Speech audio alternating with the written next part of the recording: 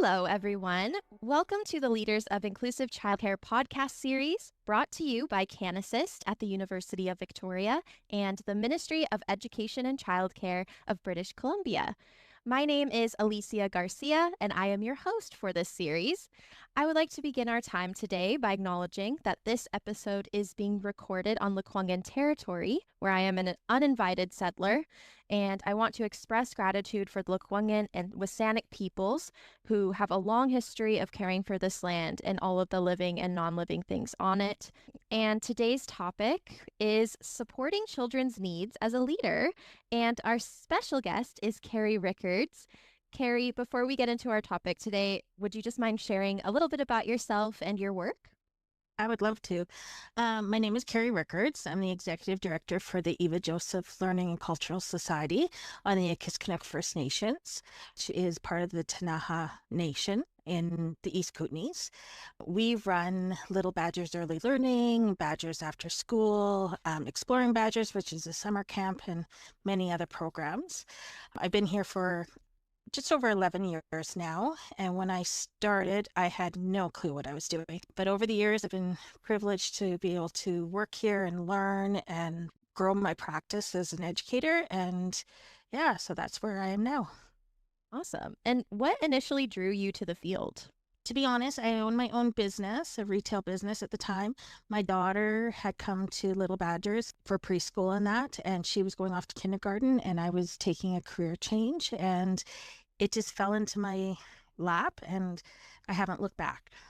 That's awesome. And what kept you there? What I love is watching the kids grow. So kids who come in and are shy and there might be some challenges, and then watch them as they grow up and go into kindergarten and move on. And that's the part. It's so rewarding to see the work that my teachers do and that I do to help support them and watch them grow up. I guess the ones that I started with are now in high school. So it's quite nice.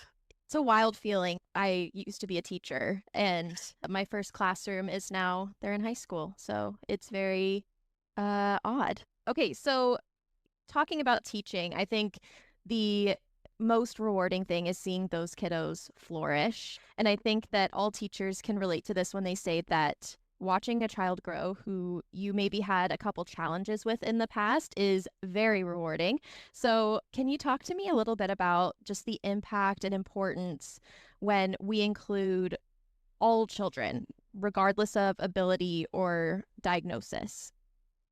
It's so important, and I probably didn't believe it until seeing it over the years and seeing our children leaving our program going into the public school, and they're going in with their peers, ones that they've been through preschool with, and the acceptance that they receive when they hit kindergarten.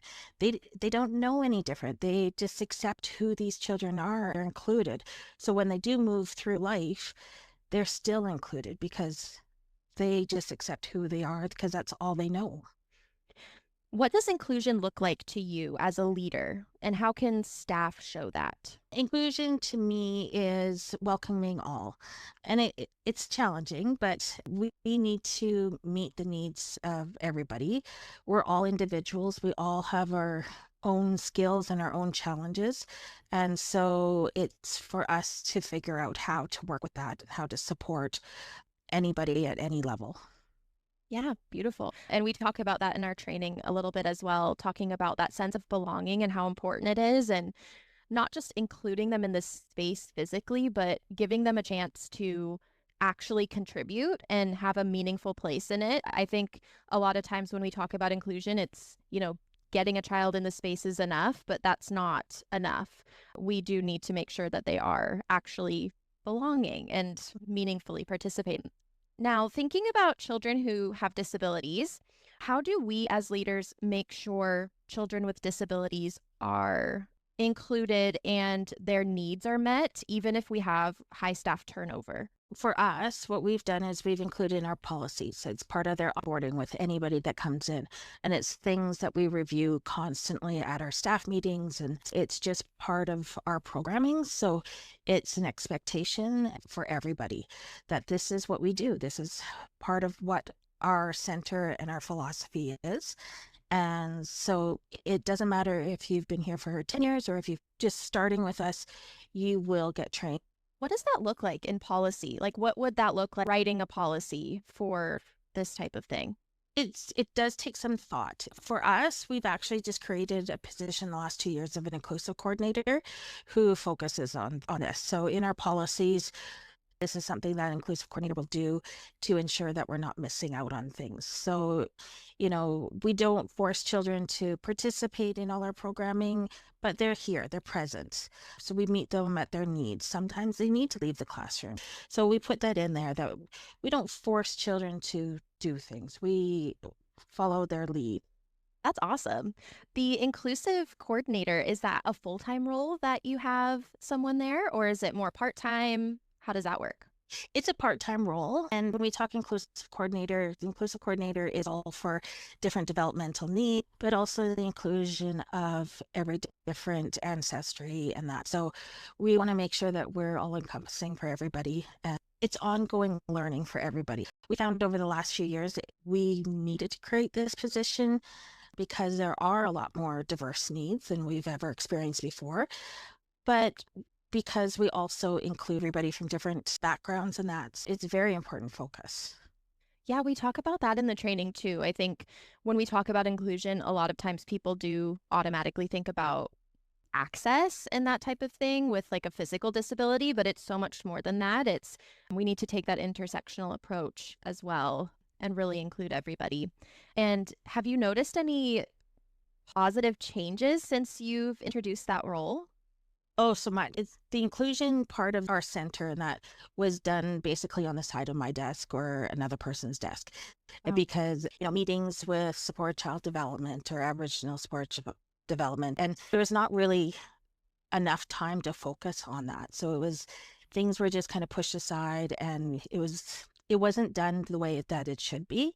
Now that we have somebody dedicated, they're able to focus, they're able to do the follow-ups, they're able to meet with these agencies, also with transitioning these children to kindergarten. There's a lot more collaboration going on, and to ensure that we're getting the best support for them. And as a result, some of our kids in the last couple of years they were very challenging, complex behaviors and needs. And they're now in kindergarten or grade 1, and they're thriving. We've had, the schools tell us that thank you for all the hard work that your team has put into that, because now they're very capable for their limited supports. And we need to be reminded that sometimes there's an occupational therapist that works with us and then moves with the kid. And he has said to us, he goes, it's because of the hard work that you put in at the early years. That's why they're where they are. And it's a whole team of people. So I believe this position is needed in so many places. Yeah, 100%. And what a beautiful feeling to put all of that time and effort into supporting children and then seeing that it's actually helping and it is working. Because I think when you're actually in the middle of the work, it can sometimes not feel like that. It just feels like, oh my goodness, what am I doing? What advice would you give people if maybe they don't have the funding or the time to hire such a role? What advice would you give them on how to incorporate more inclusive practices? I would say try to carve out some time and focus, and baby steps. You shouldn't be expected to all of a sudden be inclusive to everybody, all the equipment and all the supports. And it took us years to get to this point, and lots of challenges. And even when I first started, there wasn't funding, there wasn't recognition for the need for support. So just know that things are getting better, and just take a little bit of time and focus a little bit, and then just grow that. And I think training and awareness for all educators is a big part, and patience, and knowing that you're doing the best that you can, and it's not easy. Yeah, I think that a lot of leaders, they put so much pressure on themselves to kind of have an overnight solution to a lot of things, and it's just not realistic. And I really like how you are essentially saying that it's a journey. It takes time, it takes patience, and a lot of times we're kind of grappling with a lack of resources or a lack of funding. And so just doing your best is really the best thing that we can do for the kids and the families. Now, when we talk about disabilities and diagnoses. There's also a lot of children that have extra support needs, but they don't have a diagnosis. So, how can leaders promote inclusion regardless if they have a diagnosis or not? It's interesting because it's changed a lot over the years. Before, to get any support from outside agents, they'd have to have a diagnosis. But just in the recent years, it's changing because there is recognition that there may not be a diagnosis. It could be trauma. It could be just a period of time, or it could be something going on at home at this time. So it's important for all of us to recognize that every child is going to have something at some time. It doesn't mean there has to be a diagnosis. Every child deserves to be supported wherever and meet the needs where they're at. So it could be the child that is, nothing going on, but they're quiet and they're in the background because they're not loud. They need just as much support. So there are many children that probably will get diagnosis down the road, but early intervention is so important. And just knowing that those children are supported and loved and included is a big step. We've also heard from people in the field that sometimes they can be a bit nervous to support kiddos, especially children who have more complex medical needs. And I was wondering if you had any tips on how to support children with complex medical needs if they're feeling a bit nervous. So, for example, children with a feeding tube or children who need to be transported in and out of a wheelchair. How would you recommend supporting staff who are feeling a bit nervous about that?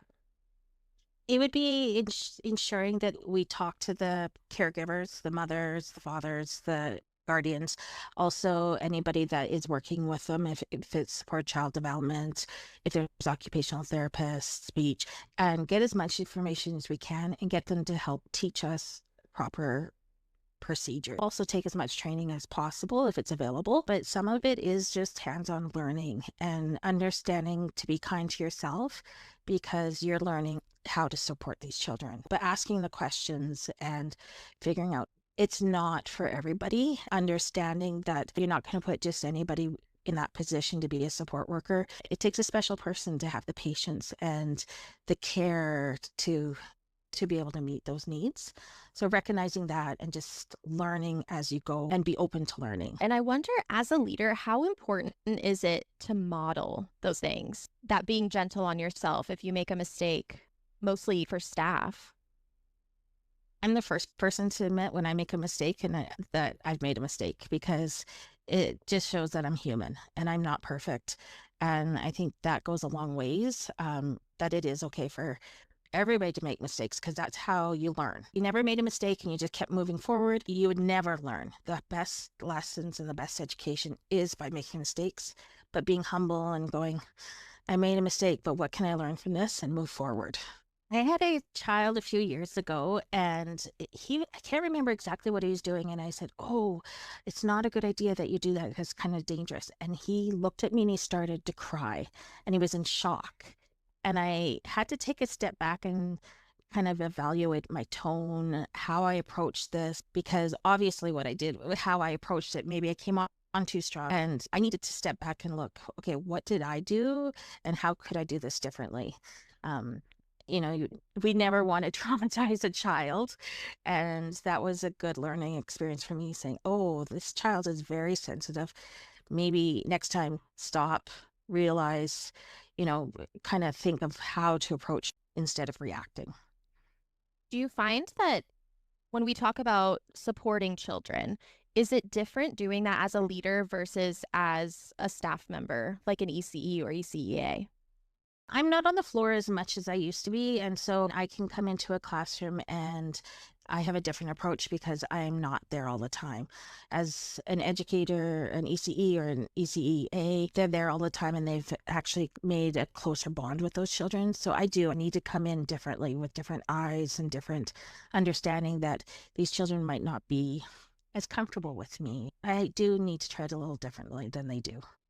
When you notice that there's kiddos that kind of have a different relationship with other people, do you work with that staff member to kind of meet the child's needs in that way? So maintaining those relationships?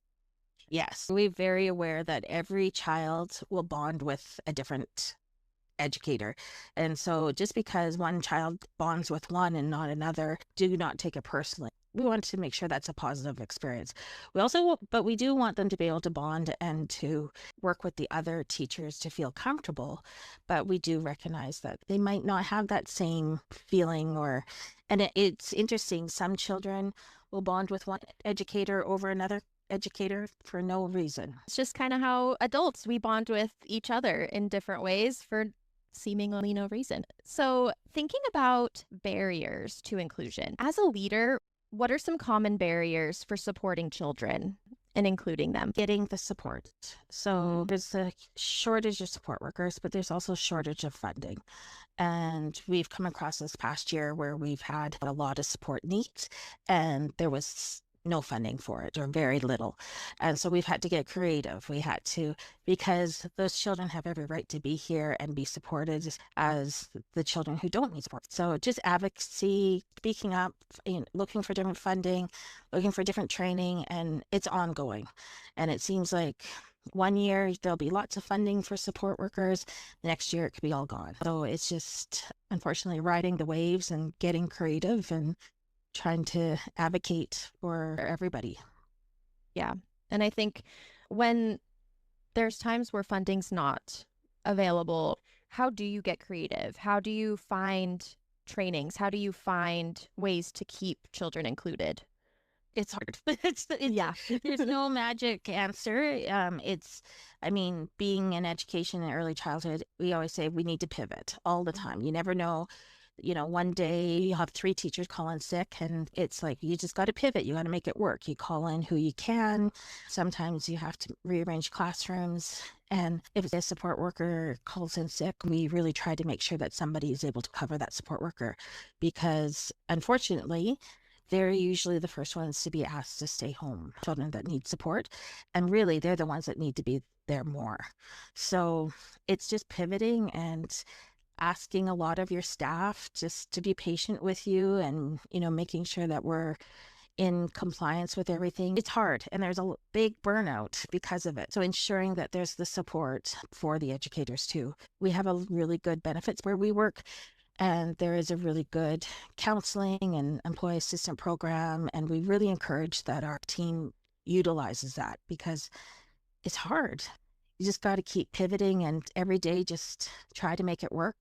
It's not perfect. It is what it is. I appreciate that you said you tell your staff to be patient with you. I think that's so important, just acknowledging that there are days that get hectic and we all just really do need to pivot and be flexible. And if we make mistakes that day, it happens. And I was also wondering too, if there's ever a staff member who maybe is burnt out, maybe there's a specific child or children who are challenging them, how do you work with the staff to kind of support them through their burnout and make sure that the children's needs are still being met while also tending to the staff's needs?